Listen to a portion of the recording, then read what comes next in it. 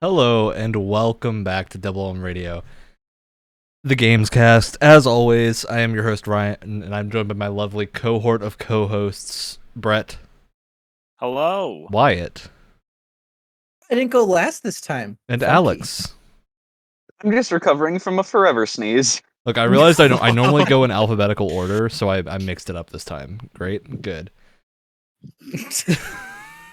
All right. So, for those not in the know, we started a few weeks ago, right before E3. We did an E3 tier list prediction special, where we went and predicted individually what our final group ranking of the E3 shows would be. There was a bunch of rules for that. You can go watch it. We're going to be a little bit lighter on the rules this time, because the E3 was a little weird, which means some of the rules we had don't quite apply as much as they should have or would have. A good example is the participation award was meant for like one worst show. We had a lot of them. And now we're gonna have to decide as a group whether or not we're removing certain shows from consideration for just not showing, or if we're just gonna all say they're all terrible. It was a vicious fight for last place this year. Vicious fight. Bloody. Oof. Real tooth Some and of them nail. were playing dirty. Some of them were playing very dirty. Look, Jeff Keighley was a dirty boy this year, so. You know what wasn't dirty though? Yep. His kicks. His kicks. Absolutely not. They were wonderful. Okay, so with Perfect as always. no further ado, we're going to open up the tier list sheet. Now, I'm not going to remind anyone what their predictions were as of last time. I haven't looked at them at all. So we will figure out who is closest. It might even be more than one person. And if it is, we will have multiple winners of this if more than one people are tied for the final position. But we'll do that at the end of the show. Right now, we need to rank this E3. Okay, and we're going to go by, I think, the order of what we know where it's going to be first. Most. And the one rule we have for this, we need to have something in every category. Wildcard is exempted from this discussion because of the whole thing of it, like, you know, not being that important, or not that important, but not being a thing that we're actually showing live. Right? Like, wildcard was like the whole thing of if it's here, where it's going to automatically count towards your total, right? Yeah. So we don't have anything there that goes there specifically, essentially. And let me send you guys a watch together link in a second so you can actually watch it. Oh no. Oh, rip Alex. Alex is gone. He's back. Oh. Good. Oh, It nearly broke our entire overlay, but we're good. We're good. I know. I'm keeping an eye on it right now. my We're fine. entire Discord is having what can only be described as an absolute stroke. That's a But horrible, on horrible both sides time. of the brain. Join the club. But I want to Brad, I ask you have to guys. say- Go ahead. Go ahead. What? It's very gutsy of you to put a very small green screen behind you. Look, there were plans for that. So legitimately, what I wanted to do with this little green screen over here was have it be like a little window, right? So I would have a fake window looking out into like the Windows logo or something, like the Windows pasture, essentially. Except I don't have a light to put back there to light it up. Good. Which means I Good. can't use it for chroma keying, so I just have this green box behind me.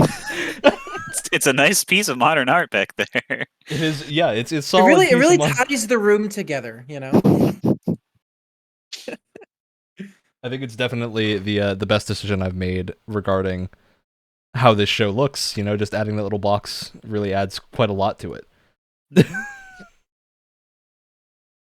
Okay, It's complex in its simplicity. I hope everyone is Figured ready that to one out. receive their thing. Actually, I do need to, because I forgot that if I change the Discord, it won't show anything anymore. So I have to go to this real quick while I send this to everyone in the voice text. I'm always ready to receive Ryan. Thank you. Thank you, Alex, for being so prepared. I'm not gonna touch that at all. I'm just So gonna leave prepared that for this show. as is. Ready, Wyatt, I insist that you touch it. No. Well, maybe later. All right. We have a show Oh, Moving on. We need to be on Jeff Keighley's wild ride, not our own wild ride. Yes. That's not the show we're producing this time. Also, this is Not the what you- time to point out for people listening on audio, this is one of the podcasts that has a significant video portion. If you want to see the actual list, we're still going to talk over everything we're doing, so you don't need to. But if you want to see the video of what we're going over, you can check that out on the YouTube channel. Just look up Double One Radio Gamescast on YouTube, and you can find that. All right, everyone ready to make this final tier list? I have a question. Yeah, go ahead. So we had the rule when we were making the tier list that we had to like only one thing was an S and only one thing was in participation. Are we breaking that, or is D going to be full of a lot of things? S is staying the same. We only have one winner of E3. Okay. Unless Jeff Keighley and the E3 itself as a whole are exempted from those rules because they're not like shows. Those rules only apply to the shows specifically. Participation award, we need to have that discussion right now. That's what we're going to start with, because I think we hit a very unique situation this E3 where everyone kind of felt like they needed to be there, except half of them had nothing to show.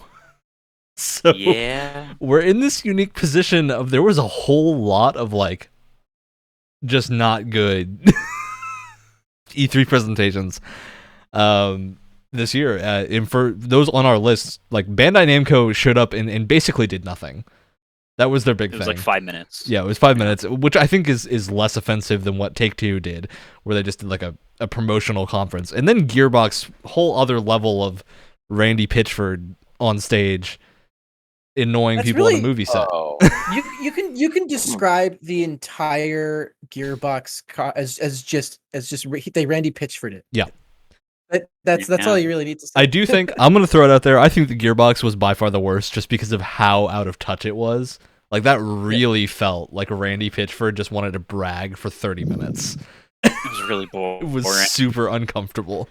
Yeah. It was Randy Pitchford being way, way more excited about things than literally everyone else that was sharing the screen with him.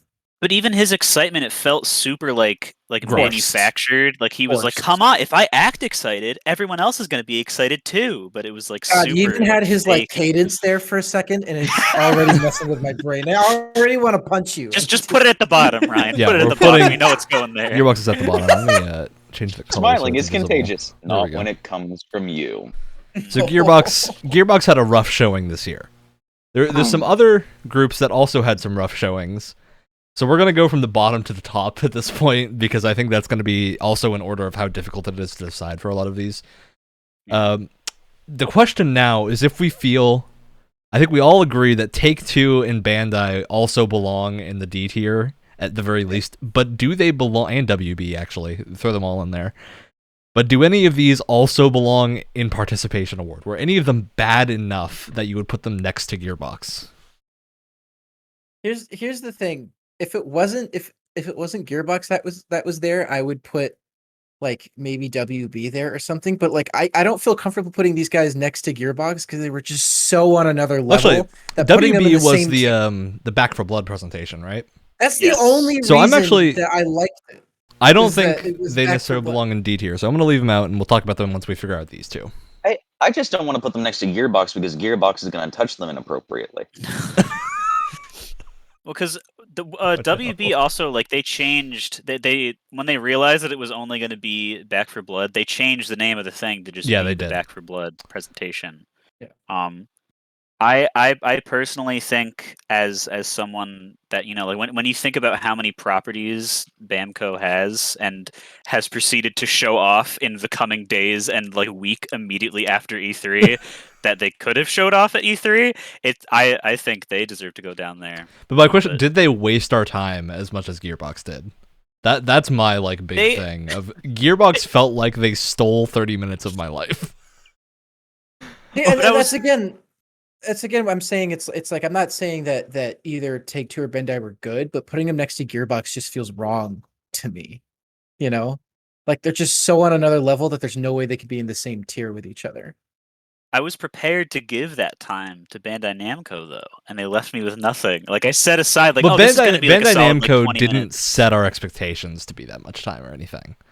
I think that's the Well, yeah, important. but I was part expecting a of the normal important thing length here. of a conference, not like a commercial break. Which and is, was that's it. also why we have another option here of the option of blacklisting these from the conference list and removing their conference status. taking them away from the board entirely because they didn't do an E3 conference like they said they would. Yes. So Yes. that's an option that's also, I think, very applicable to Take-Two and Bandai because they just like didn't show anything. Which one was it where they had the game company come on that I'm strongly was- suspecting was just a new company that was just talking about them, and they had That was Summer Game no Fest. games. That was Summer at all. Games Fest. Okay. Yeah, it was Summer Game, yeah. Yeah. We'll be talking about that soon. But how do we feel about these two? Do we want to strike them from the list, put either of them next to Gearbox, or leave them in D tier? What did Take-Two even? I don't even remember what Take-Two- Take-Two. They tweeted like 5 really small news sources that they would be like, yeah, this isn't a games like conference. We're talking about like this is a press conference for like investors about like diversity, but it didn't go around at all because they like IGN didn't say anything about it. None of the big Yeah. So gamer you know news what? things. I'd almost blacklist that just because Yes, that's what don't I was even gonna have say. an E3 conference. Yeah. Take Like, them out. why even bother? All right, what about Bandai? They showed a game, and that's what's gonna kill them because they showed All a right, game. so they stay in D tier by showing one game. It They are sucks. technically in. And I'm they okay have with that, secured their alright. place. I mean, what we're exactly describing is the participation award. Exactly. Well, the participation award is just the worst show at this point. Yeah. And I think Gearbox was so much the worst that it needs its own category. for Mhm. No, this. again, no, and I agree, and that's why again I'm saying it's like I don't want to put anything next to Gearbox because it's just there's nothing on that. Nothing level. deserves that much. I Yeah. don't know Other if than you guys Gearbox. can see the banner ads on Watch Together, but No, I haven't. No. my god, whenever Tribal Hunter comes up, I am deeply disturbed. Alex, nobody but you can see. I think you're hallucinating. Of You course. are Well, I don't hallucinating. have Of an course he's hallucinating. He doesn't have ad blocker. All right. Moving on. If you're watching the show on YouTube, you know what? No, you don't need to disable ad block because we don't monetize anything, so it doesn't matter for us. But We don't even have our own name yet. look, subscribe to the YouTube channel, please. All right. You can So change that. going up to C, anything else you guys feel belongs in the D tier? I'd throw Ubisoft maybe as a consideration. Capcom D. could be up I'd there. put him in C. I'd put him in C, not D, to be honest with you. All right, and we'll round back to E3 and Jeff Keighley at the end. Those are going to be our final closeouts. Okay. Take-Two and WB are stricken from the record. Moving up to C tier. I want to point out some people might be thinking we're being a little generous. These devs were in a pandemic for a year. We're going to be a little generous Yeah. to most Yep. devs because of that. It's clearly like we would rather games be good and they show stuff that is ready than show stuff that obviously got hit with major delays because of COVID. So that's kind of the mindset for a lot of this. Yeah, there's a couple of us here that know what small scale game development is like. Working remotely, and it sucks. So Yeah, I bad. can't even imagine. I was on a 20 I person mean, team. all I of us can't do. imagine Yeah, what. we were all working on projects during pandemic. So Yeah, so I It's can't rough. even imagine what a team like 3 or 4 times the size that I was working with, like what that must be like. So okay. So moving to C tier, I think Ubisoft is like the easy fit for this. yes, Of showing they showed some cool stuff, but a lot of it was just stuff that wasn't necessarily games or wasn't necessarily appealing to that large of an audience, or was just stuff they showed before and that's kind of been taking a super long time to have any gameplay or Yeah. anything. So or things More- that we literally cannot comment on, like Avatar, where it's just like, Yeah, what do you like, want us to what- say? But they showed more than one thing. exactly, They that's why they're did, not in did, D tier. which- exactly. Yeah, Exactly. and they actually showed. I mean, and Bandai Namco, I'm sure, whatever. But like for me, at least, there was actually some stuff that interested me. Like I'm interested in another Mario and Rabbids game because the Exactly. first one was very good. Yeah. So they showed stuff that interested me. So that immediately puts them in C tier. Okay. I'm going to say Capcom probably also goes in C tier. I think Yeah. Capcom's a weird situation because they set expectations. They did kind of tell people there wasn't going to be new stuff here. They showed a lot of stuff in existing games, but what they showed looked really good. The Monster Hunter Story Well- stuff looked very solid. So Capcom was Monster Hunter Stories. It was the Ace Attorney game. Yeah, and Rise What? DLC. They had some Street Fighter stuff. From what I Yeah, some remember. Street Fighter Different. announcements about esports. So what was I'm blanking on the name. That new like tactics strategy game or something like that. Was that with not Metal Slug? Yeah, Metal There's- Metal Slug. Slug Tactics. Oh yeah, That was Metal That Slug. was from Yep. Summer. That That's was, Summer was that Games Summer Fest. Games Fest though. Yeah. Yes, it was. I am very out of it. I guess then It it's all all blending gets a little together. confused. I Yeah. don't blame you. Yeah, Capcom didn't show anything new. They just showed a lot of stuff that looked okay, but I think it was nothing bad. Like, I feel like if you tuned into this expecting to see stuff from their upcoming games, you were probably satisfied. The big missing thing was something from Hideki Itsuno's team of either Devil May Cry or Dragon's Dogma related.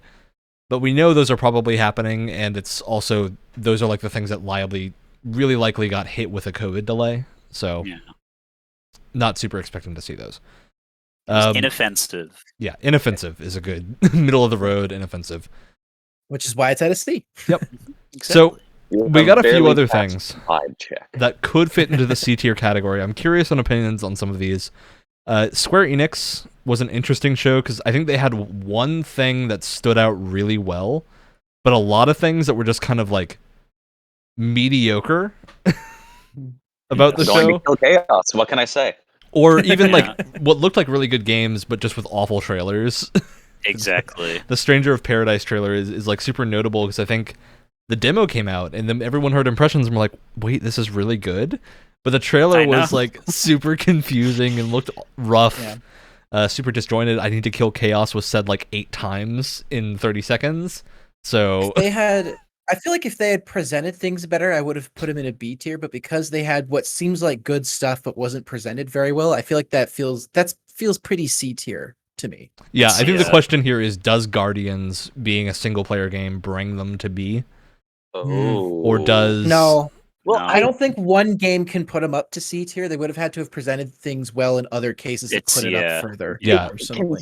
even considering that was the one game that I said, you know what, I am going to buy that for Guardians. it wasn't enough for you to really want to Yeah. bring that up? It's just one. And there's glaring absences here. There was There were, nothing yeah. FF16. They showed we're the rumored Final Fantasy 1 to 6 remaster things are happening.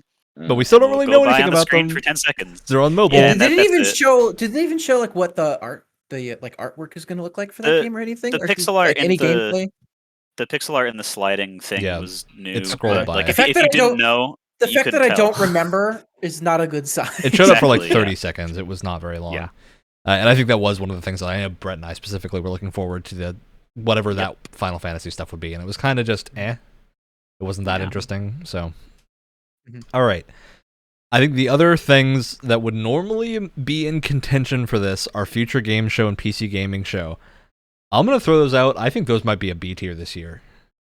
I think the sheer amount of cool indies we saw is going to bring them up. And the Yeah, fact that they I- stuck with less gimmicks than before. Yeah.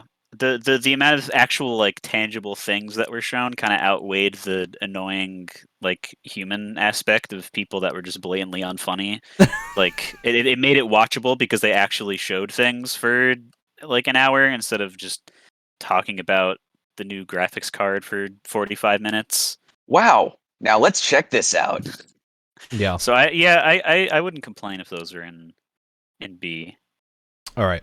And there's a few, we're going to end up rounding out to these last few, I think, a lot, because there's a couple of things here that we're going to have to hash out, especially with Xbox and Bethesda and with... I was just about to ask if we're doing Xbox and Bethesda as separate shows or as one. So that's up to us. I do think, based on what we saw, they were treated kind of as one show, but I think one of them was clearly had a worse showing than the other, if that makes Yes. sense. So Yeah. I think we need to separate them because So do putting I. them both in the same thing just really doesn't work. And once again, so clarification again. So Obsidian is with Xbox and not with Bethesda. Yes. We're- yes, Yes. Obsidian is That's Xbox. correct.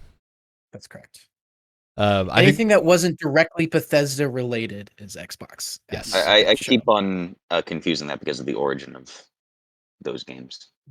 it's confusing now because Bethesda's kind of its own entity in weird ways, but also sort of the subsidiary of E3, or not of E3, of Xbox. So they're in an odd position. I think for a lot of us, Summer Game Fest might end up rounding out either B or A. I'm curious what people think where this should go.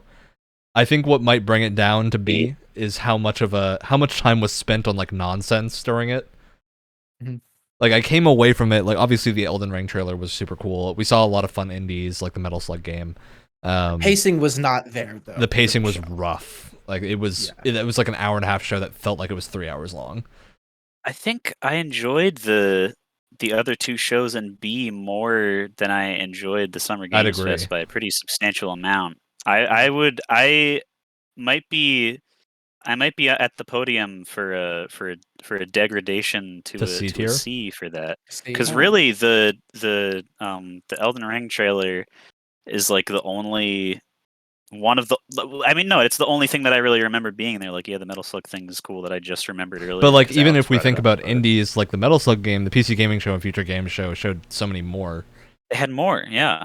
So it's sort of on that line of it has the C Square to Enix B. thing where it's okay. I'm definitely going to buy that game, but it's just the It's one that they right- showed out of Yeah. many. It's right in the middle. I think the reason between B and C, I mean, for me, I think the reason it deserves being B is that it showed off more interesting games and more games than Ubisoft, Capcom, and Square Enix, in my opinion. Maybe not Square Enix, but I think especially Ubisoft and Capcom, I just think it showed off more cool stuff. It's just the pacing and like the show surrounding the games wasn't there. But I think ultimately like what they're showing off is more important than if it was like a good show. So that's kind of why I would put it at a B, even if it's like just barely like barely passes the finishing line into B, you know? We're going to be arguing so much, or maybe not. It's just there's such a thing between B and C where it's constantly scrutinizing both quality and quantity. Many of which these have none of, or too much. Yeah. Definitely Right. something that happened this year was a lot of strangely laid out presentations Yeah. and just weird things happening. Even if we liked the show, I think there was some interesting stuff here. I do think Bethesda probably slides into either B or C, depending on who you are.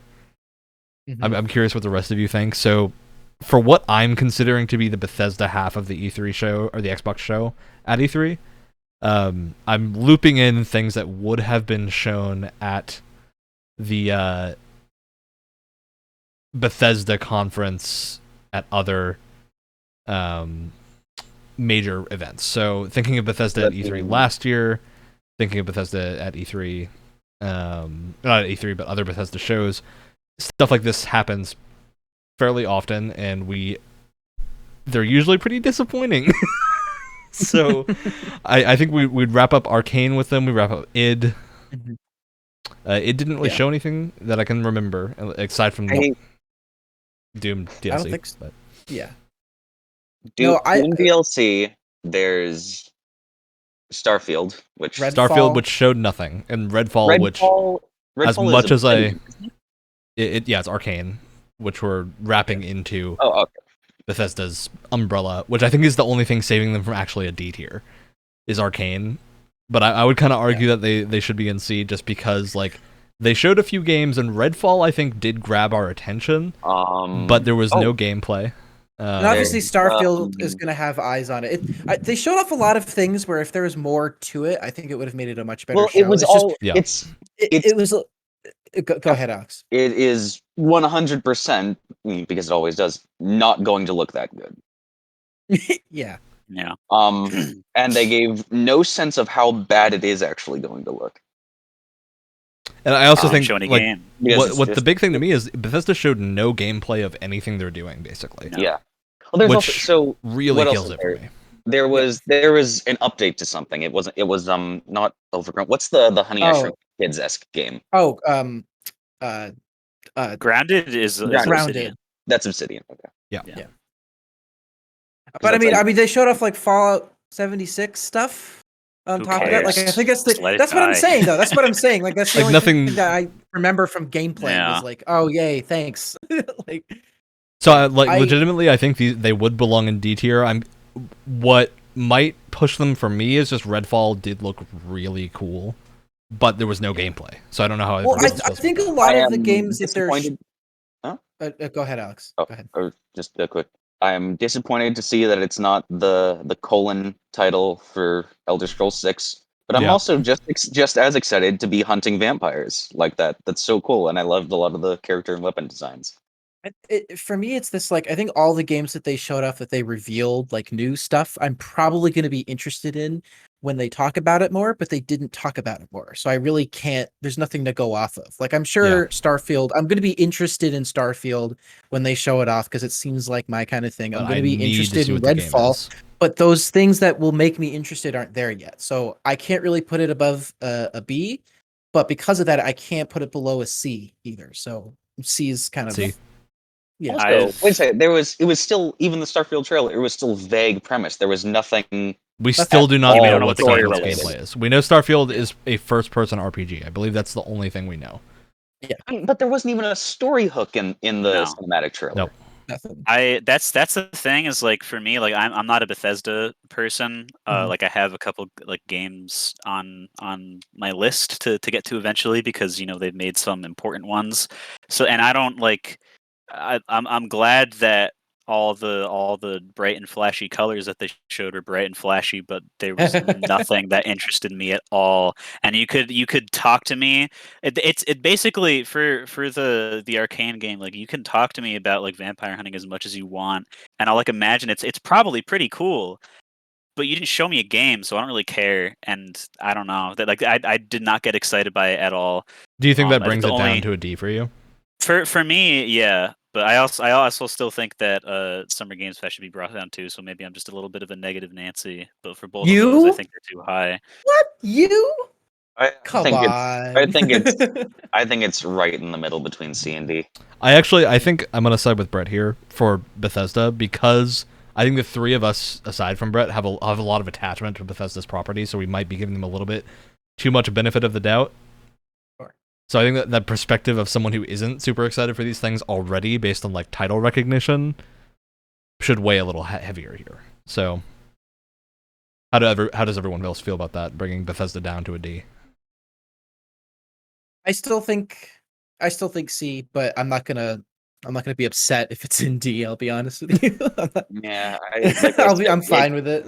Like I said, it could ride the line for me because the two things that I had any vested interest in, Starfield, eh, Just not. it's They didn't show all anything. there was it was all cinematic. There was no gameplay. Yeah.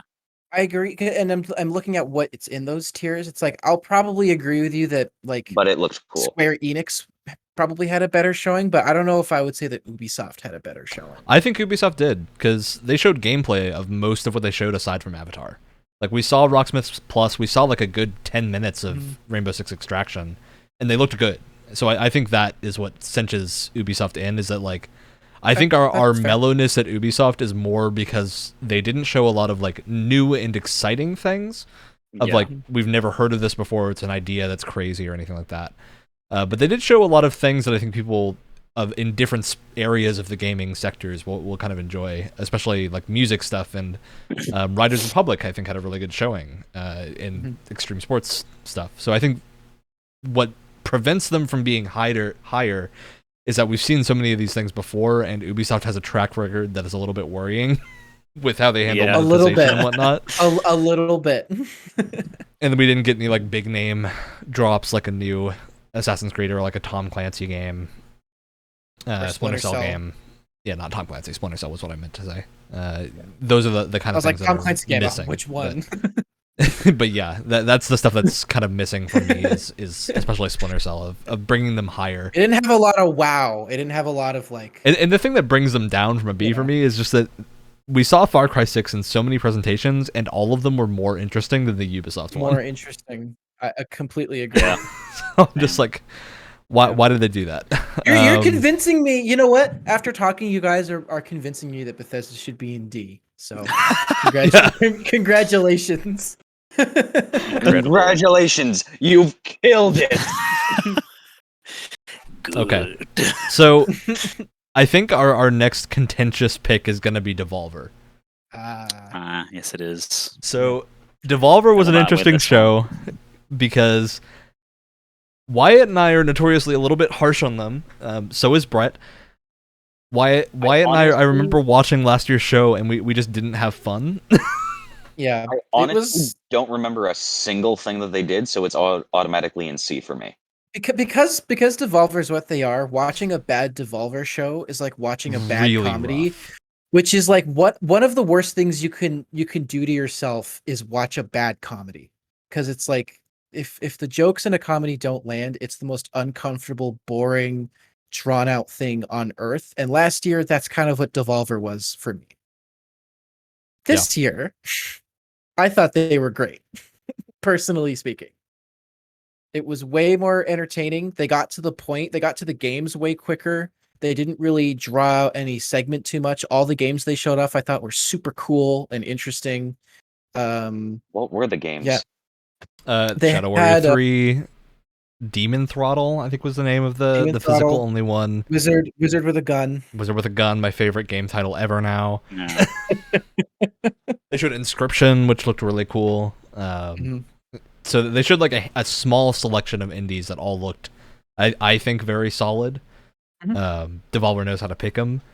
Brett, I know you're seething in the corner. Yes, I'm boiling. Boiling over with rage. Then Boyle. I don't know. I think my attitude towards Devolver, the more I think about it, is kind of just the like. I just don't think they're my sense of humor. I think it's the kind of thing where you got lightning in the bottle with doing the absurd E3 showcase like the first time, but now like people are coming to expect it. It's not really. It could be funny, but in my opinion, it really wasn't last year or this year. And I thought, like, I don't know, if it was like, because here's the thing, it was like half split time wise between like the games and the joke that they were doing. And if you don't think that the joke is funny, then that is half the time of their already short like conference that's just like wasted for you. And so I'm just sitting there waiting to laugh, and it's not happening because they keep saying the premium purchase, and I was like, okay, that wasn't really funny the first time. And then the people walk towards the camera and say the long words about how corrupt real life game development is, and then they sell me a game that is only being sold physically and is already sold out everywhere, and will probably be, it isn't sold out yet. again. That's the big thing. And isn't out yet, and will probably be resold again for hundreds and hundreds of dollars. Only physical copies? Yes, Yep. only physical. We talked about this last time. We thought it was a joke, and then they was just no. It's just actually only being sold physically with no way to buy it digitally. And I'm just like sitting here, like, man, this is like. It's also the kind of game where like I would at like 4 a.m. buy this on sale on Steam, but now that it's physical and I will have to premium purchase it, I will probably never look at that game ever because it doesn't even look like it would be worth that price to me.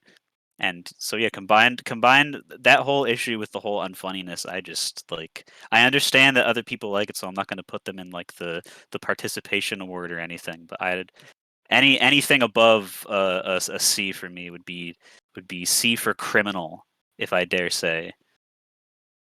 So Brett, I get where you're coming from with the humor. I think if Devolver, if it was just showing the games that were shown off, I would put them in A, because every single one of those games, unlike every other one of these shows, is a game that I want to play right now. Even the one that's only physical, those all looked really fun. And that's super, and they all showed well, and they all had gameplay. That was the stuff that like cinched it for me. If we saw gameplay of all of these, the fact that the jokes hit for me for the most part was good. The thing that brings them down to a B or a C for me is that some of these jokes were making fun of things that the game industry does and then doing them. So they made fun of artificial scarcity and then implemented artificial scarcity with Demon Throttle, and then they did the whole Max Pass Plus Premium thing. And then online, they sold that tape of the show as an NFT, like a non-fungible tape, for like $1,000. And I'm like, this is exactly what you're... This is the joke, just in reverse. If they legitimately didn't expect someone would actually buy it, then they're all idiots. Like they knew they were doing. They knew they would make money. That's what I'm saying. That they knew what they were doing. With them following through on their jokes to such a blind and unfunny level. And for me, also, one, I remember watching it. I remember the humor not landing, and I don't remember a single game that they showed off. Alex, It I was think that's you having bad taste in completely games. I'm not gonna uninteresting. lie. Every single one of those games looked incredible. And Yep. for me, they weren't like incredible, but I could at least go like, oh, I could like one of my friends would enjoy playing one of these, so I won't diss it. I will be I mean, someone else like this. for me, it started off with Shadow Warrior 3, which is the more they show off that game, the more I'm like, I want it so bad. It looks so good. And So already it was starting off well. in traditional Shadow Warrior fashion, it does just look like a Doom clone in every single facet and every way. So I think Which isn't a bad what's thing. important to look at these with like the relativity of this E3. When I look at Devolver next to these three, I think it is solidly above them. When I look at it next to these three, I think it's probably on par. Especially for like time-wise and the amount of games of Devolver showed a lot of stuff that was really fun looking, and they showed it in that like 25-minute window. Of it didn't go super long, despite there being a lot of jokes and whatnot, which might have felt long to people that weren't enjoying it. They showed a lot of cool looking games in a short time span, which is what like the PC Gaming Show and Future Game Show didn't really get. Is that they kind of still had a lot of that time waffling about, and the Summer Game Fest especially was like a lot of wasted time. I think Devolver was using all of its time. The stuff that brings it down is a lot of the stuff outside of like they kind of just didn't lean into their joke as a joke. They almost started leaning into it as actual business practices, And then which trying was a to little hide sketchy. it by joking Within a about it. joke. Yeah. So No, I'm and curious if that brings it to a C or a B for most people. I'm gonna say a B because I think out of everything that we've put down so far, I think they had the most consistent showing of like good games, and they still had good jokes in there. So I feel like it needs like bare minimum a B personally, but and I think the things it does outside of the show brings it down to a B from an A for me. I'm not considering their games. I'm considering it as the conference because that's what we're grading, and I think that's a C for me still. I think even as a conference, what does kind of close it for me is that, like, when I think of what we saw at Ubisoft, what we saw at Capcom, and what we saw at Square, all of them had a lot of things that were just kind of or like that wasn't interesting. All the stuff Devolver showed looked good, and they had probably about as much wasted time as Ubisoft. And I think they showed gameplay for every single thing they showed off too, which is really important. Which is something we constantly complained about as well, of like really pushing that we need to see gameplay, and they did it. So I'm okay with putting them in C because I do think like Future Game Show and PC Gaming Show were definitely better. The fact that Summer Game Fest is also in B then gets me because I do think Devolver had a better showing than Summer Game Fest. I do too. By a significant margin. If I had it my way, I would swap the two. I was about to say let us barter and bargain. Barter and swap. What if we just swap them? Swap the positions. That would be my payment for letting Devolver be up one grade higher than I think they should be. We love Elden Ring, but that's about it. Yep. All right. So we'll leave these here. Now we come to I think the big moment of the show of figuring out who deserves the S tier. So I'm gonna put everything that is contention for the S tier right now in contention up there. We'll pop Jeff in there too. I think so. Either of these, I think all of us would be happy with either one of these landing. But I do think there are some arguments to be made for both sides of Xbox or Nintendo hitting that top tier. One thing I want to note specifically with Nintendo Treehouse, we lumped them all together. Look, I think the Nintendo Treehouse had probably the best showing of the entire E3 because they showed gameplay for literally everything. Yeah. Like everything we saw at the Direct, we saw like tons of gameplay of, and like a lot of it. It was very good. But we're kind of grouping that and Nintendo together, so I'd say just consider that when we're going over this and see if that makes any changes for you. Okay. How do people feel about Xbox overall? Xbox was great. I really enjoyed it. I think when we were doing the tier list a few weeks ago, preparing for E3, I was expecting all of these other things to be seen. Like I was expecting a bit of like Hellblade 2. I was expecting a bit of Fable, maybe a bit of what's it called, Avowed, Avowed, right? Yeah, Avowed. Mm. I keep wanting to call it Awoken for some reason. I don't know why. I was expecting to like a lot of properties that Microsoft has under their belt right now. We didn't really see, and I think that's the biggest disappointment. Was just there's a lot of things that people wanted to see and were expecting to see. We just didn't get them. That's what would bring it down from an A for me. And honestly, if we're lumping Nintendo and the Treehouse together, then I'd put them in A as well. So I really don't see anything being in S for me. Really? Yeah. Wow. Stingy boy. Yeah. Hard to It's a please. hard For argument me- from Alex. Yeah. For me, I think the things we didn't see from Xbox brings it from an S tier to an A tier still, because everything they showed was pretty good. They had a lot of dates for things which I really liked. The Game Pass logo that showed up on most of the games they announced was always great to see. They had a good Yeah. pace to it. There was minimal amount of talking, and what talking was there felt like it kind of was not necessary, but it was nice to have, you know. Definitely. Yeah, no, I think they're an A tier for sure.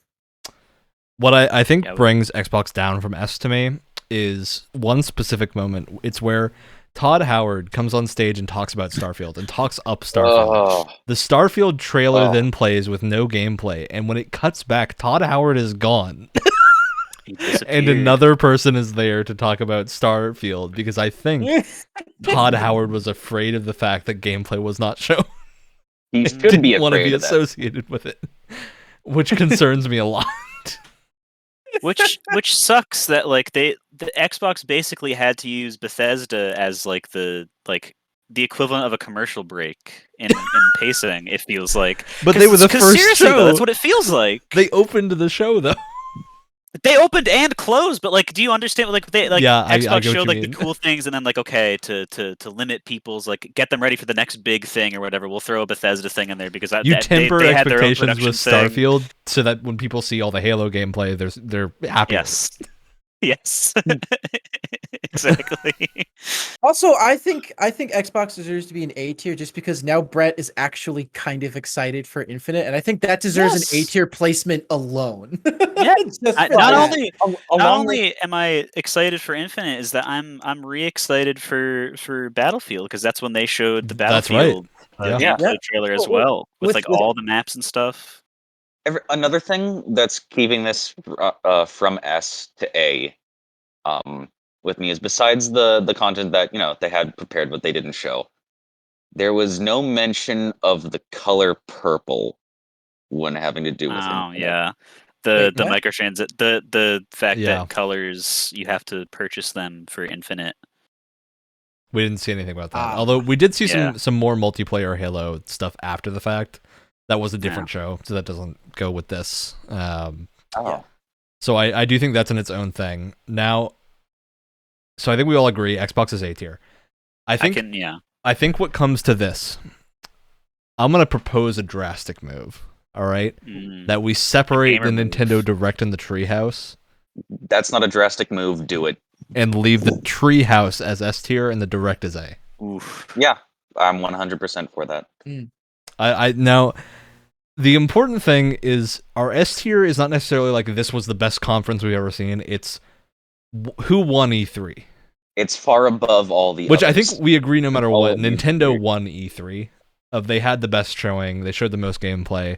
They had so many like properties that were brought. Like you can literally, if you go back and watch our reaction video to that, Wyatt and I are like in tears No, for like half of those announcements. Look, I already gushed about Advance Wars last week, but I'm gonna say again, the Advance Wars trailer came up and I actually started crying. The only thing that was I'm missing, not even kidding. the only thing that was missing Oh. because you schmucks are awful is a wave race, a wave race new game. All right, that was the only thing I didn't get that I wanted. And for those that can't see the podcast, I just held up a copy of Wave Race Blue Storm for the GameCube up to the camera. The greatest game ever made, forgotten by the sands of time, never to be remembered. And by everyone on this podcast but me. Yes, I want to see a new Wave Race. Come on. Okay. someday. So I mean, Look, I was prepared to put both Nintendo and Treehouse in S tier, to be perfectly honest with you, because it feels weird kind of rating Treehouse because it's not like the other E3 conferences that we have here. So comparing it to them is a little strange. True. And looking back at Treehouse, I think like nothing ruined Treehouse for me. Like it's fun to watch, but I don't think the hosts that were there and actually playing the games really added much to it.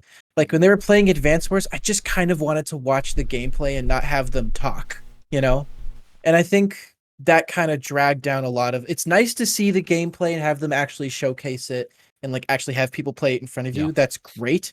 But the people talking, I just didn't I don't feel like they added anything to it. So if it was up to me, I would put the actual Nintendo Direct in S tier and the Treehouse in A tier. Only because again, the hosts I didn't think were interesting, and just because it's weird to judge Treehouse in comparison with everything else. I think also like if you aren't into like for me like I was just there for more Metroid, and so for like okay this is basically a 20-minute Metroid gameplay time, and then the other things I was like do I really want to sit here for like half an hour and watch this game that I don't really care about? But that's the other thing is like I like obviously I know people that these games they're like super excited for. Like these aren't games that no one cares about. Clearly it's good that they're showing gameplay for them because like people are gonna care. So I'm more of a proponent of just leaving them together. Performing fusion and just leaving them together, because I think to separate them would just be a little weird. They do feel like they do feel like they complement each other. The only thing that I think does bring the whole Nintendo presentation down for me is Wyatt and I had mentioned earlier that like I remember us talking last week about how Xbox had a lot of showings and like games that we expected to see that weren't there. And I know I specifically also said that like I felt like Nintendo showed a lot of things. And then I went back and looked at like my list of what's coming up from Nintendo, and we're like, there's a few notable things that we're missing from this Direct. I'm not counting Metroid Prime 4 on that because like we saw Metroid 5, so Metroid is getting credit there. And they didn't mention Metroid Prime offhandedly. Like it is happening. It's just needing time to cook, which I understand. Don't worry. So I'm not including Metroid Prime, but we didn't see Bayonetta. No. And we saw that teaser for Bayonetta like 3 years ago at this point, I think. So it's been a long time. We also didn't see anything else about Splatoon. We got the Splatoon 3 announcement, and that was also not here. That wasn't with It's Nintendo Direct? It's also not fair to Nintendo judge. Direct.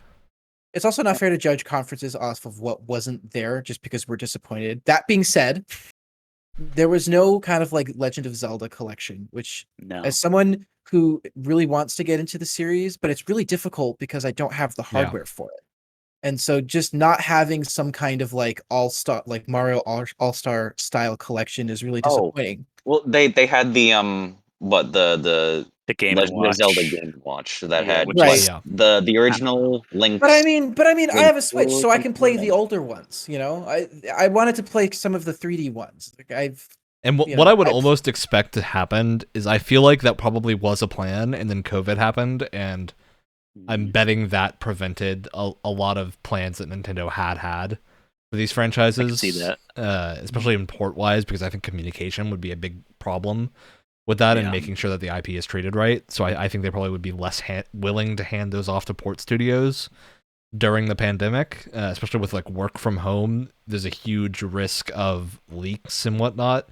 And Nintendo is usually the company that gets away from leaks and like manages to surpass or get through relatively free by the time E3 happens. And with work from home being a thing, that would be a lot harder to, I think, safeguard that information from getting out. So I do think that could have like legitimately been a reason why we didn't see a lot of these things. Yeah, and that's just another example of us being a little nice because we know how much it sucks to work from home. So it's but and I do want to say like we've talked a lot about games that weren't there for Nintendo and Xbox, but just as a show, the Nintendo Direct was like half the length of the Xbox show and showed things that like got us so excited for these franchises. And even though a lot of them were like remakes or remasters, we still saw some really fun stuff with indies. We saw that like the fact that Advance Wars is still a franchise is astounding. Right. Yeah. I completely convinced myself that they were never going to return to the series. What's going to happen? In my lifetime? I just like, look, Fire Emblem's doing so well. Why stop? You know, like why? And we Yeah, we there was haven't even something talked Fire Emblem about Breath of the Wild 2. Oh, what was that, Alex? It's real. There wasn't anything Fire Emblem related. No, but No, Fire Emblem there also has wasn't. had a recent entry.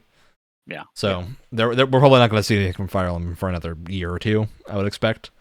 Unless it's like a port of an older game, which I could see like Awakening or something getting a Switch port. That would definitely be possible, but I don't expect to see that for a little while, especially with the pandemic. I'm betting like everything that was planned. So I'm half of what I'm expecting is that most of the things we saw this E3 were things that were planned for last E3. Maybe. Yeah, I could see it. I think because last year, even the shows that did happen, we tended to see like one or two big games, and that was about it. Yeah. I think this it was would a have little been dry. stuff grouped together for last year to have more powerful shows. Mhm. And I think that's what happened, is we really just got a lot of delays. And I think people, especially like the audiences of the games industry as a whole, are probably realizing right now what happened in this past year, like how much the games industry was impacted behind the scenes. Yeah. I do want to give think- props. Go ahead, Wyatt. I think you put it best when I think it was either like last week's episode, but you're talking about how this whole showing just kind of shows us that they did a really good job of hiding probably how disastrous some things Yeah. are behind Yeah. the scenes Absolutely. and how slow things have become. 100%. So I do think that is really what what showed this year. I think for me, like especially the reason I would put Nintendo wholly above Xbox is just that like that presentation was so well put together, so like ceaseless. As soon as we started to get games, we just got games, right? That was basically what happened. They've got this Nintendo Direct format down. It has such a good. No, I will pace say, to it. I Visually, wish it's great. I wish they would just like play the Direct in front of a live audience at E3. I know it can't happen this year, but I cannot imagine what the press reaction would have been when Advance Wars popped up on the screen. I cannot imagine what that would have been like, and I want to see it so badly. I think that is like one big thing we missed out on with the Direct format, but it does look really great. I want to give major props to Breath of the Wild 2. Like that game looks phenomenal and also dodged every leak. Yeah, Like we all thought it would be underground. Nope, they're going to the sky. Which makes a lot more so much sense sense for the type of game that Breath of the Wild is, for sure. Yeah, so I think that was really, really exciting. Okay.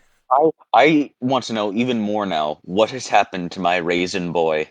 Yeah. And the other thing to mention with Nintendo that we haven't talked about, everything is coming within like the next 6 months. Almost everything they showed is within the next 6 months. I think Breath of the Wild 2 is one of the only things that's 2022. And even then, it looked like first half of 2022. And that's about what we expected anyways. I don't think that's surprising anymore. Is Breath 2 going to be only for the next Switch console as well? Or is it going to be for... We don't even know if that's happening. Know. I would say it's absolutely not going to be limited to the Switch Pro if that does come out. I am glad that you brought that up though, because I think that was one thing that most everyone who was making E3 predictions was like, oh yeah, they're probably going to show off some sort of, which is Switch dumb Pro. Because they specifically said more than once they would not show hardware. And I didn't know. I didn't know they had said that until you had pointed out to me right before the show started. But even then, a bunch of people had made predictions that we would see a Switch Pro, and I'm like, this doesn't feel like the E3 of that happening. Like, I don't think this is the E3 of hardware reveals.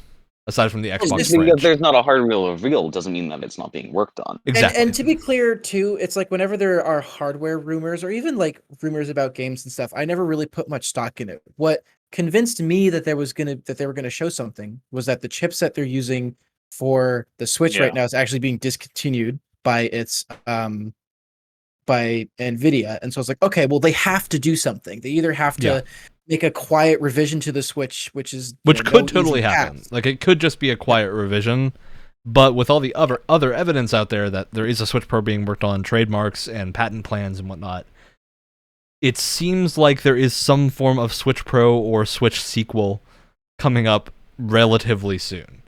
Of course, relatively could mean anywhere in the next year. Most likely, I think we're hitting the point where the Switch Pro is likely happening soon, just because it's becoming more and more clear how much of a disadvantage the Switch hardware is at. Because like we heard when the Switch launched, a lot of things of, okay, this is about as powerful as the Wii U, if not more. Except even some like Xbox 360 and PS3 era ports that are happening to it are having issues. So I don't necessarily think that's like the Switch's graphical capabilities being bad, but more an issue of like people porting things over aren't going to make performance perfect unless they're Blue Point or Panic Button. Yeah. So right. So I do think it has become clear to Nintendo that they need to have a higher tier hardware. I don't think they're going for 4K like people are suggesting. No. But I do think they're going for something that can achieve locked 30 FPS in something akin to like Wii U to PS4 era. I don't think they're going to compete with the new consoles at all, but I do think they're coming out with some form of Switch Pro soon. It's just a question of like, with all these COVID related issues, when can they do that? I think that's the biggest question of just like at what point could they get to that? So how does everyone feel about the rankings so far? Leaving Jeff Keighley out for the moment, how do people feel for the conferences in this position? Pretty okay with this. Yeah. I'm feeling pretty confident, actually. And I can confirm, I think this is very different from what any of us predicted, so this is going to be an interesting time. No, there's a couple of spots that I think I had a lot of C like kind of on point, but for the most part, yeah. The it's upper pretty tier, I well. think, looks completely different than what everyone expected. Yes. Yeah, It because was- we, as a group, we had like a lot in the like A, B territory, and like that whole big like arrowhead that we were like having fun of, like, oh, we made an arrowhead. It just moved down. Like It by, moved like, down, and I two think whole like ranks, it I think feels we like. all ranked PC Gaming Show and Future Game Show pretty poorly. and Yeah, stuff they like did that. pretty well. So I can't remember if I Um, put Devolver in A or B, but yeah, it's Okay, so now we have our final two major things for E3. We've got Jeff Keighley and E3 itself. Okay, Hmm. so E3 itself, we're comparing this to past E3s for this. I'm gonna say we throw this in the D tier as a yeah. show, yes. because I think, Brett, you watch wrestling. You understand what it Yes. is like to have a Occasionally. crowd at a presentation, Yep. at a show. And the lack of a crowd here, I think, really hurt everything Yes. to a pretty crazy Agreed. degree. And this, It's- we're not even mentioning all the shenanigans that E3 pulled outside of the conferences. Mm-hmm. And it's also another part of the situation is like I think we all just kind of forgot that like when they were like no more E3 in 2020, everyone was like, good. Who cares? And then like everyone got re-excited for it again, and then it happened, and then I just kind of felt like, oh, that's Well, I do think why. I do think that's what's keeping the C3 from being a participation award of itself. Yeah. Is Hmm. that I think this year has shown there is a lot of value in having that week of hype. Yep. Like Yeah, that the week week of is- excitement really, really helps these announcements stand out and get a lot of viewership, keep things centralized. And I think games companies are going to realize that when sales numbers come in for a lot of these games. I'm betting there's going to be a spike in things that were shown at the C3 because we actually have people seeing these games, especially for indies. I think Yeah, this is for like sure, the indies, E3 yeah. of indies. I think that's going to be a big deal for the C3, but that doesn't really have anything to do with the ESA and E3 itself. It just Yeah. is like there is a lot of value in having these conferences at the same in this same time span, so long as you have things to show. But look, I don't know if you guys were looking at the what happened with the E3 digital booths. They were horrid. It was just a web page with some advertisements for every studio, and half of them didn't even have anything up there. So all the stuff that ESA did for the E3 outside of that was awful. It didn't work. It was a horrible experience. They had this weird like social avatar creator that apparently broke on a lot of systems because it didn't support jQuery on a lot of things, and I'm just like, this is What even is that? it's a web development tool set of like using JavaScript queries for things, but it just broke on things Good. because they didn't think to ask, like, maybe people on phones won't have jQuery available to them, or and I'm like, what was the point of this? Why Oh why my does God. why does E3 need social avatars? And so many confusing questions is why I think they belong in D tier. For the year, probably like the most ever that they had to be like as accessible digitally like possible. Like they really made a mess of it. Like They did. we like times for every single conference came out like last second, and like still like last second, like things like WB and Take Two just kind of was like, Super we said we were gonna be disorganized. here, but I don't know. Here's They Back had 4 to Blood. change the titles of their show last It's minute. it was very Yeah. like a group project in high school, just like, oh god, we forgot this part that we have to do. Someone has to write the essay. Okay, we got to change the topic because this part didn't work. So okay, and we're hand it in. We got to hand it in on time. Yep. It was so Speaking like from frantic experience. feeling. I don't like Looking how at- right that feels. Yeah. Yeah. It's from personal experience. It just felt very messy, I and hate like them. like a handful of announcements, like those, some things from the lower tiers and like the SNA. Those are like some enjoyable things that happened, but as a whole, I just, and maybe just have just like all the game devs just agree to do something over a week and not have it be E3 anymore is probably the best timeline, I think. Or if ESA can take a step back and just do like the event planning and things that, If and they like did a good getting a job. venue and stuff, instead of trying to do all these extra things that probably aren't making them any money and don't work and don't sell the show. I think they can take a step back from a lot of that. Are people paid to organize E3? They have to. Presumably. I don't know Someone the did inner it. workings of the ESA, but they are an organization that I think is for profit, so they have to make money somehow. I think it's a lot of like probably developers organizing show space and whatnot. But I am curious to see if next year we get in-person events. I hope so, but I'm worried for especially a lot of like Ubisoft and Square Enix if they're gonna want to have an on-stage presence, or if they're gonna want to pay less money and do the digital video.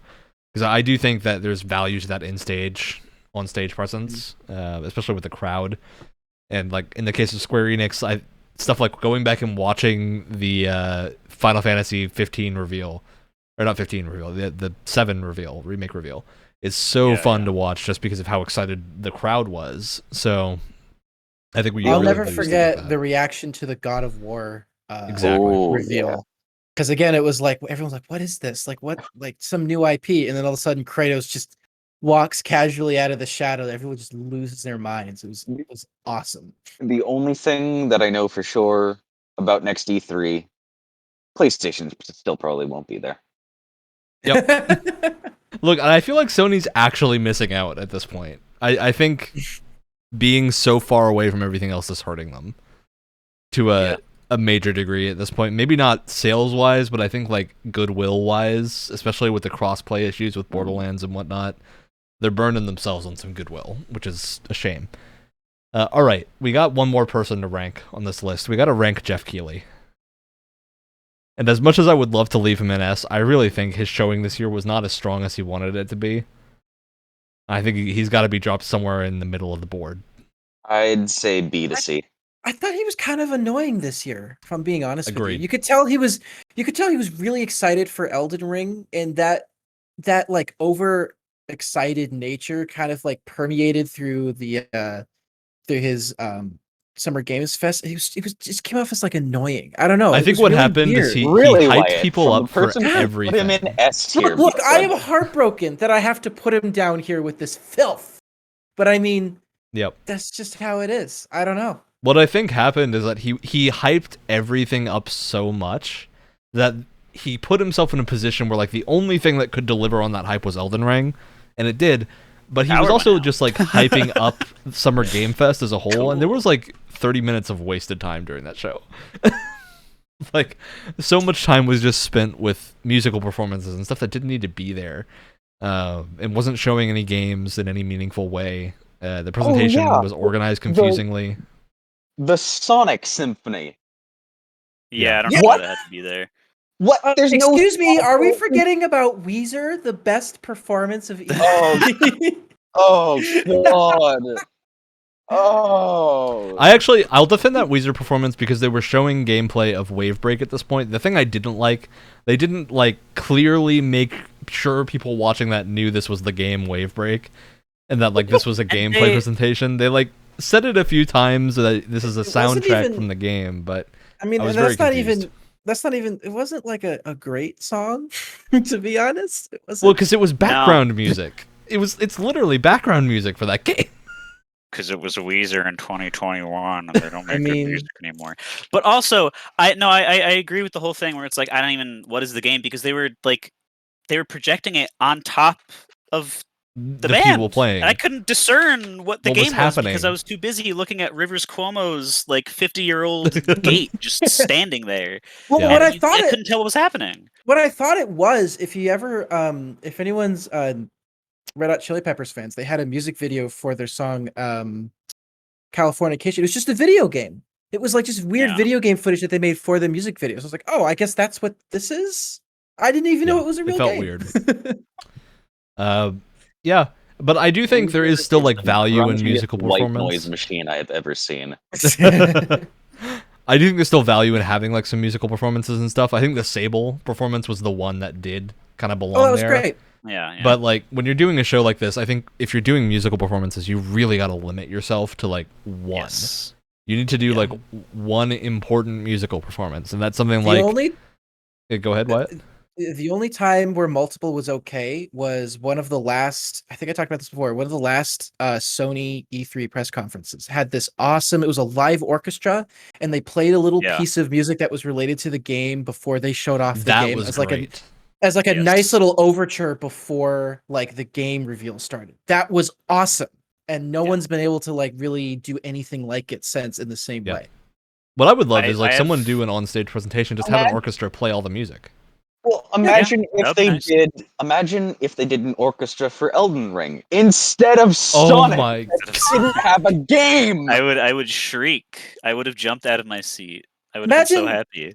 Imagine Square Enix like doing some of the 7 remake, score. Oh my god.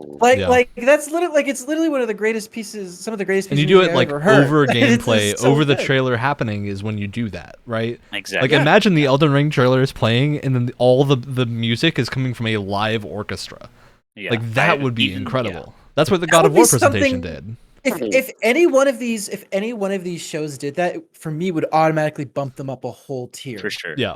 Just absolutely. because Because of that's just that. creative at that point. That's having fun with the fact that you're doing a presentation and not just like, Yeah. okay, we're going to show It's these a show. You're putting on a show. You're putting on a performance. Have some fun Well, with it. I think it would have bumped everyone up a tier if they did it, except for Gearbox. Yep. No, Except for Gearbox. yeah, yeah. Gearbox. I think no matter what they did, if Randy Pitchford's on stage for 20 minutes of your show, you're really in a bad position. Randy Pitchford is out there at all. It's already ruined. It's Let him obscene. out of his cage. I have this mental image, this theory of Jeff. I don't know anything about him in his like personal life, how he is as a human being, but I like most people that know of him are kind of like he's cool. I have a feeling that every time he does one of these shows, because this is like the Summer Games show and like the Game Awards, like these are things that he set up because he Yep. wants games to be like appreciated. He wants them to like be cool, and that's super awesome. And I feel like he wants to have it be like this cool, bombastic thing where it's just like, yeah, I want to do the game after dev talk after game, and I want to have the cool orchestra. But then like he goes and like reaches out to the companies, Okay. and the power went out again. So we're gonna leave it off this time so that it doesn't do that again. But the internet is still on, so it's fine. The government is sabotaging me because I'm right about Jeff Keighley. Jeff Keighley Um, is trying to wreck your stuff right now, man. He's know. he's not gonna like what you're gonna say. Jeff Keighley controls all 3 branches of the government. But he wants to have this cool big thing, and he realizes that he can't. So I don't know. His He's got to get a grip on ambitions- reality. His ambitions far outweigh what he can actually achieve. Exactly. Yeah. All right. Which I don't think is too much of a knock on him. I don't think that's too much of a knock on. because it comes from a place of like Genuine care and joy. for the Genuine. games. Oh, 100%. It just But in the end, it falls on his shoulders. Like, if we were ranking Jeff Keighley overall, S tier easily, but Jeff Keighley this E3 for Summer Game Fest, little weak, little Plus- too hyped. He needs plus, to again, temper do the I- expectations. Do I even need to point out? There's no way he deserves to be anything lower than B. Those kicks. Yeah, Obviously I mean, bring him to the a kicks B. bring him He's up, got the drip. Automatically. They and were the fact that he so had a good. conversation with Hideo Kojima again. Yeah. Just Oh, for yeah. no reason. Just because. Why He not? could. He could. And right. Giancarlo ashamed that I Esposito. forgot about that. Let's not forget. That's right. Even though, didn't we agree that it felt like that didn't deserve to be there? I feel like that was something we were talking I'm not against it as a just have it be in the Ubisoft show. Why is he anyway? Yeah. Oh, Uh-oh. God. Oh, Oh, the no. green. The Oh, green no. is rising. The green screen is taking over. What we're gonna do is The just government turn the camera off. is and then on destroying again. us. There we go. They don't agree with their I I reviews. think I it's think better now. It's a little framey, but It's we're taking using new up technology. So It's the window in the back. It's absorbed the whole- Discord completely disagrees with our Jeff I- Keighley it's- ranking, unfortunately. it attacked me first by having my Discord have a seizure on both sides of the brain. Then it's Brett with the power outages, and now Orion's Yeah. fake window is It's me. absorbing him. It's me next. I'm just Yeah. gonna keep my mouth shut. And I'll be fine. And I'll be fine. Don't talk about Jeff. all right. So I think our rating's in a good spot here. I'm gonna go ahead and Yes. save this so that we have it ready for other people to see after the showcase. Let's do a quick little screen grab there and open up Paint and then paste it in because I don't have a more advanced way to do this. So What's more advanced than paint? nothing. Silence. Silence. Couldn't think of anything. Therefore, We need nothing. that paint. You mean Mario Paint, right? Mario. Yeah, Mario Paint. That's what the M&MS Paint stands for, of course. What else? What is it? Mario Sonic Paint? MS Paint? Mario Super Paint. Super Paint. Yeah. No, there you go. Okay. You've done it. That's it. We end the show. Last episode. We've peaked. Clearly. Mario Super Paint. Roll credits. Super Mario Paint. Super Mario in real life. Look, just keep discussion flowing for 30 seconds so I can And get the then- layout. and it's the- fixed. we say Mario Super Paint, and then it's like the Eric Andre like we'll be right back me. Yeah. and then we never come back. We never come back. It's the Eric Andre will be right back meme because all of our Discords have frozen. Exactly. Yeah. Okay. All right. So what I'm going to do for this is go ahead and bring us back over to the tier list so we can all see it. I don't have a way to also show the tier list that everyone made while we're doing this because I can only share one window at a time. With the current technology, we'll have to figure that out for next time. But we're going to go through point by point and look at who's closest. If it comes down to it, we will have multiple winners if people are all close enough for this. Oh, We're not limiting ourselves. All right. If multiple people tie, we're good. So the way I'm going to be judging this is there are 6 points for every conference. Okay. You get 1 point for how close you are. So if you got the right tier for the conference, that is 6 points. Every tier away is a loss of 1 point from that. Whoever has the most points at the end of this is going to win. Do we want to go over the stakes for this competition before We will begin? reveal the stakes at the end. Okay. So if Okay. something is in C tier and you have it in S or participation, you're still going to get what, 3 points? Yes. You're still getting points. It's more if you said that Nintendo was going to be the participation award, you're getting nothing because you were so far off of that prediction. You're just an obviously- idiot. You're just at that point. What are you doing? Look at you, you're a simpleton. You aren't using your brain. You're tone deaf. Hello, Peter, anyone you're home? tone deaf. So we're gonna go person by That's person, fine. and I will declare the point totals on screen. What I'm actually gonna do is on screen add a text object to the scene so that people can see the points as I'm tallying them up. Okay.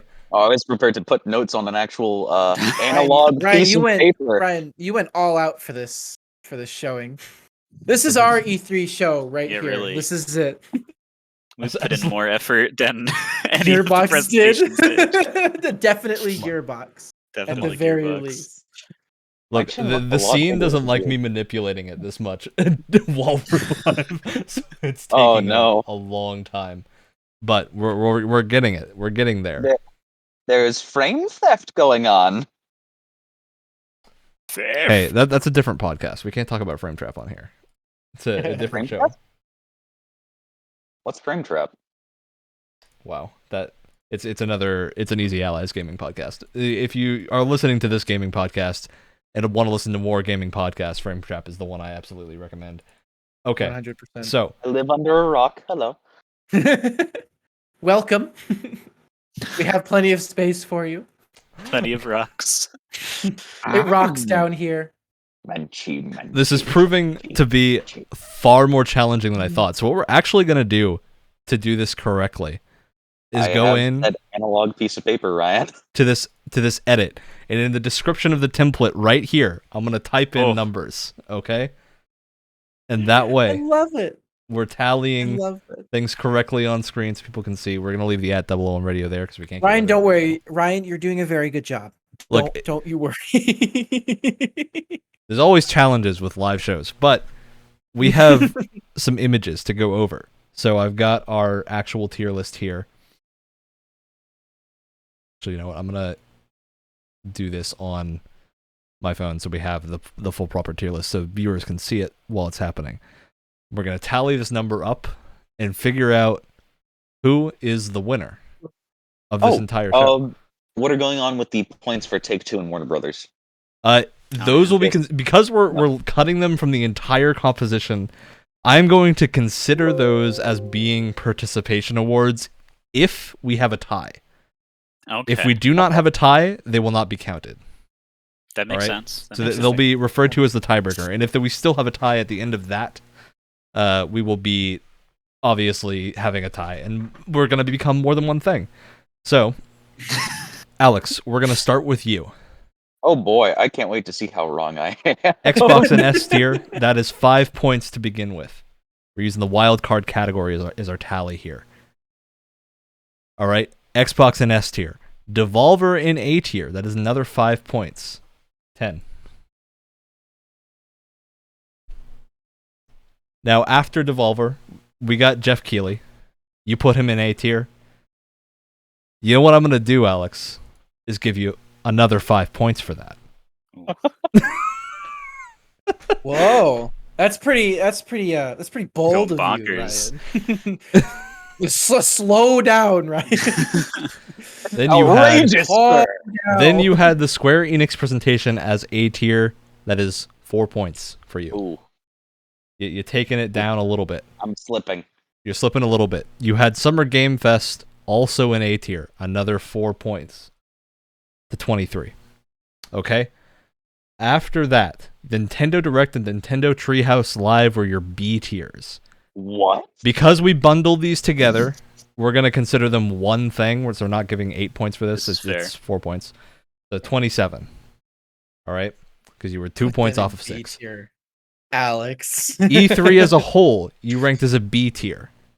That's Ooh. another 2 points lower. So we're at 31. Not 231, 31. 231. Nice. See, Right. Alex, It's Alex, no, it's fine. Alex, because I am using you first, I'm going to ask you when I am done with tallying your totals to keep track of the totals for each individual person. So at the end, you will be revealing the winner. Okay? Will do. So far you are at 31, and we have gone through your B tiers. You ranked Gearbox as a C tier. Oh. That is God. 3 points off. So only 3 points for that. 34. Rotten. Capcom as a C tier, which you got right. Full 6 points. There you go. 40 Here we points. go, making some back. Making that money. You had PC Gaming Show and Future Game Show, which we've also bundled. So those are counting as one entity. Those were in C tier, so 5 points for those. All right. You had WB Games. No points across the board for that until we hit a tiebreaker.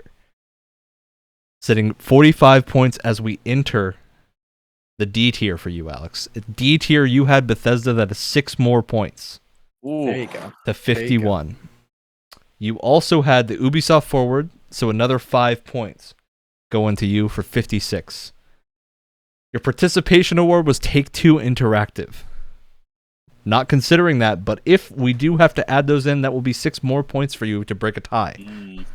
So, Alex, your grand total is 56. Write that down somewhere so you have it kept in track. That is noted. We're moving on It's getting Brett. intense. Oof. as the Sweating. intensity of this final 0. reveal is coming down, resetting the counter to 0. Brett, in S tier, you had the Xbox show. I think actually all of us had Xbox there, so we're all off to 5 points for that. You also had Jeff Keighley. Yes. I'm not the only one. No, you're not. You're not the only No, one, you're not. but you do lose 2 points from that. This is true. So I'll that is take one for the team, Jeff. 5 and 4, so 9 points total. You're not going to be the only one. Yes, right. Yep, I'm 2 off. You're 2 off from each of those, or 1 off, 2 off from one, and 1 off from the other. Square Enix was an A tier for you. So sad. Oh It's man. lost 2 Not more the points, Queenie. so you are now at 13. All right. That hurt. Oh. You had Devolver Digital in A tier. Really? Yeah, Brett because did I have thought Devolver everyone else was Digital gonna A. like it. Oh, that's right. Okay. Wow. All right. Which might actually, you would have gotten the same amount of points even if it was in C. So you get 5 points for that. You were close. That is 18. After Devolver Digital, you ranked E3 as an A tier E3. That's a lot of points you've lost there, bud. You're a full 3 tiers away. I was So- so enthusiastic. 21 is your point total now. Moving on See, to this your is why B I'm tier, not Brett. enthusiastic. Usually. Moving to your B tier, Brett, is You would have been so safe. hey, if you downranked a lot of these presentations, you would have made more points if you argued for them to be higher. Your B tier, PC Gaming Show and Future Game Show. You got that correct. Hey, You're up to I'll 27. take it. You then put the Nintendo Direct and the Nintendo Treehouse at B tier. So losing 2 more points on that, you're at 31. Okay. Moving on. Summer Game Fest in B tier. You get 5 points for that. You are 1 tier off. 36. You then ranked Bandai Namco as a B tier. I Losing thought 2 they more would show points for that something. What can I say? to 40. Coming in to your D or your C tier presentations, you had Gearbox. Boy, howdy. So you How the lost 2 mighty more for that, have fallen? 44. Question mark? And Capcom. Oh dear. You got Capcom right. That is 6 points, bringing you to 50. Okay. Your D tier, Brett. You in D tier ranked WB and the Ubisoft Forward. So you get 5 points for Ubisoft. Going down to your participation award, and your wild card was Bethesda, actually. So you automatically get 6 points for that. Alex, add 6 points to your total as well, because your wild card was Bandai Namco, and we did not judge that on yours. I just realized that. This is true. So you get 6 points as well. That means, Brett, you are at 61. And Alex, I believe you're at 62. So you are in the lead right now. So close. That was coming down to the wire. That is impressive. That is a close to. Okay. Bringing up whoever is next. We've got in the pictures folder with the E3 stuff.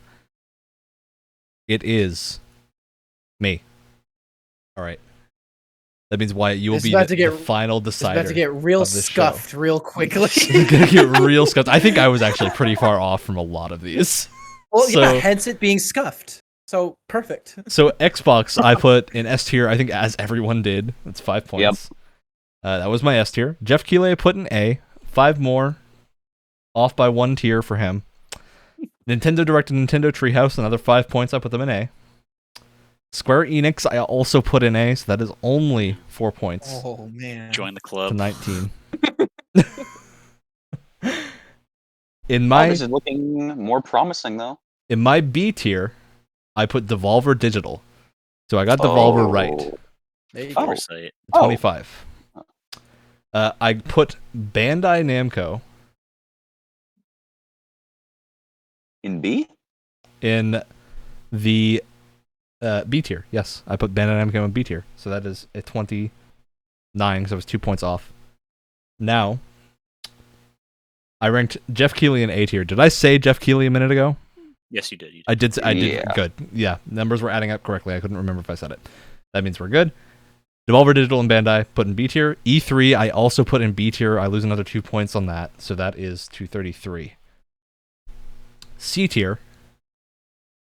I put in the Summer Game Fest. I was a little more negative than a lot of you in Summer Game Fest, and that paid off. So 39. Now, I also put Bethesda. I gave them too much credit. That's a 43. Understandably, though, very Understandably, I thought they were going to pull something out. They didn't.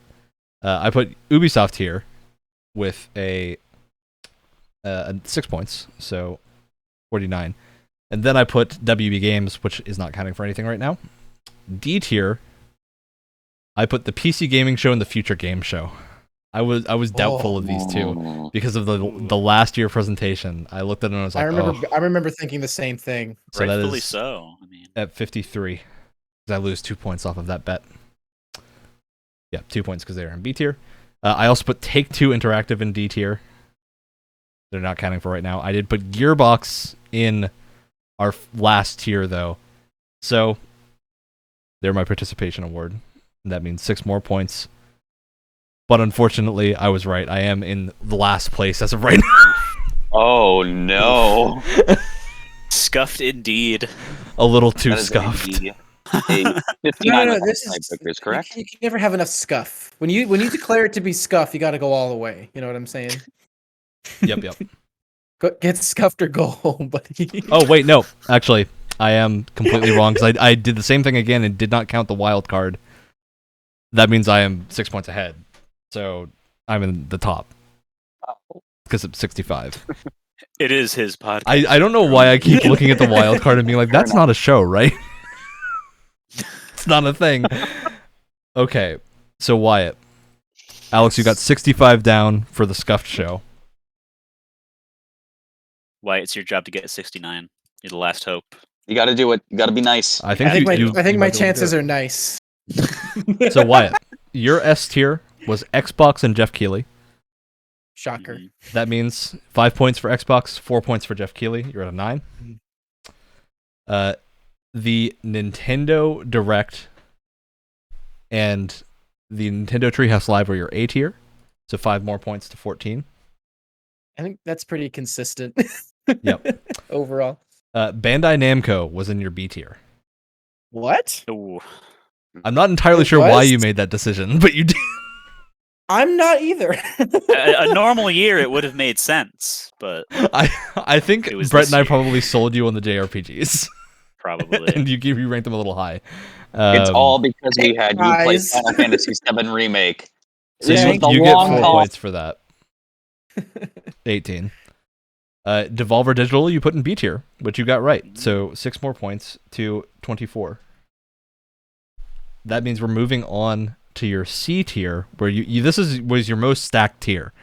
You put Take-Two, not counting for now. Capcom in C tier, That's which a is 6. 30 points. So 30 points. Ooh. PC Gaming Show and Future Game Show, so 5 more points, 35. Square Enix, you put in C tier, that is 6 more points to 41. Ooh. You also put the WB Game Show in C tier, which we are not counting for anything right now.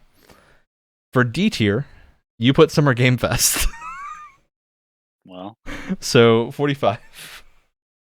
The Ubisoft Forward for another 50. 50. Rounding E3 in the D tier. You were the only one that predicted E3 correctly to Ooh. 56. Now, Wyatt, Ooh. you also put Bethesda as your wild card, which means you get 6 points automatically. Oh. Up to 62. Now, Wyatt, can you guess what you had as your participation Oh my award? god. Do you remember? Easy You to be had run away. Gearbox, which brings you to 70 points. Wyatt, No! what will 001 Radio become? Wow. Wow. Indeed. We have our runaway winner. Get ready to reveal. Before you reveal yours, Wyatt, I want to have everyone else go through theirs. My stakes were if I won, 001 Radio would become scuffed, which it did not do. Of course. It's not scuffed yet. It is anyway. It's Of already course. scuffed enough. Was from the beginning. Brett, what were your stakes? Mine would be really annoying is that it would become 002 Radio. I just thought it'd be really stupid. Oh no. Okay, Alex, what were your stakes? To put it into one word, it would become Jeremy. Uh, Up Wyatt, for interpretation. what are we doing? What is 001 Radio becoming? Let me get a little closer for this. The big reveal. We are becoming a build from January. That's a good one. That's a very good. I was fitting because today it just didn't work. The amount of technical difficulties was the most ever, I think. Look, I still don't know why this whole frame rate thing is happening. I'll have to figure that out. But aside from that, we're good. We've completed the show. We did everything we do normally. 001 Radio is going to become a build from January sometime soon. Look out for that in the future. Probably not next episode because we need to figure out what we're actually going to do.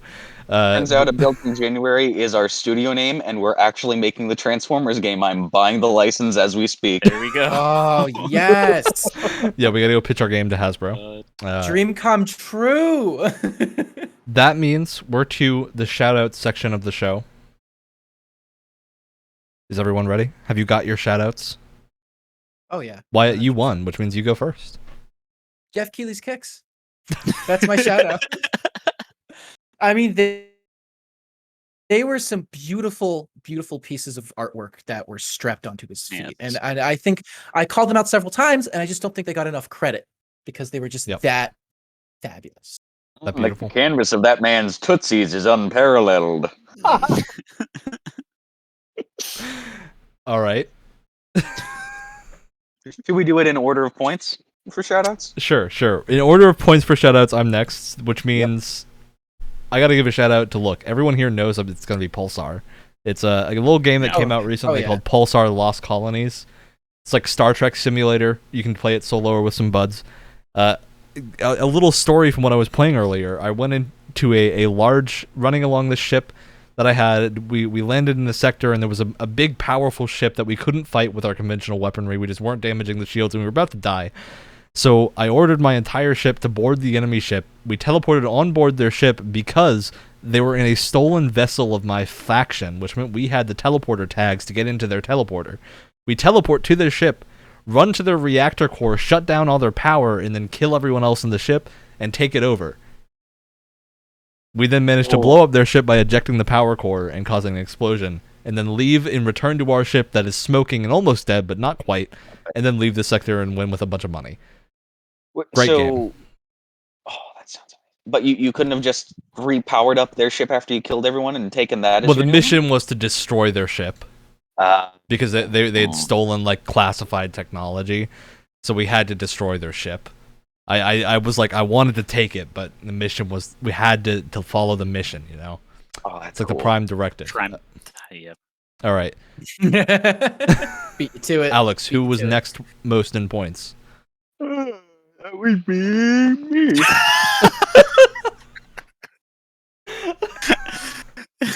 And what would you have for us, Alex? Explain, Alex. I would have shouted out God of War because I meant to set up my PlayStation and start playing it again. But I didn't. So I'm going to shout out Chronos Before the Ashes. Because I've been playing that again recently, and it's a fun little stylized Souls-like game that has a very water painter aesthetic to it that I like. Nice. All right, Brett. You know it's that time of the podcast. Shout out to a game called Due Process that is literally just like if the Rainbow Six team actually had imagination and fun while developing a game. It's like Rainbow Six Siege if it was like kind of like lower fi and 80s, like all the attackers look like RoboCop. And it's a lot more controlled but also creative at the same time, so it's less of a broken piece of garbage, and it's only made by like a fraction of the people, and it's very fun. Oh, I'm sorry. Did you say you were a fan of Siege? I don't remember from our last conversation. Oh, okay. Just checking. I wasn't. Just I making wasn't sure. sure. Yeah. All right. That means it is time to close out the show. As always, podcast airs Tuesday morning, 7 a.m. Catch us live on Sunday nights, 8 p.m. Eastern. Subscribe to the YouTube channel so we can get our own title, please. And that's it. That's the show. Hooray! We did it. So fun little thing. I was actually convinced that my stakes was going to be taken by someone else because it's a pretty common in joke. So I had a backup. You know what that backup was? I wrote it down and everything. I was going to do this. No, you become goo.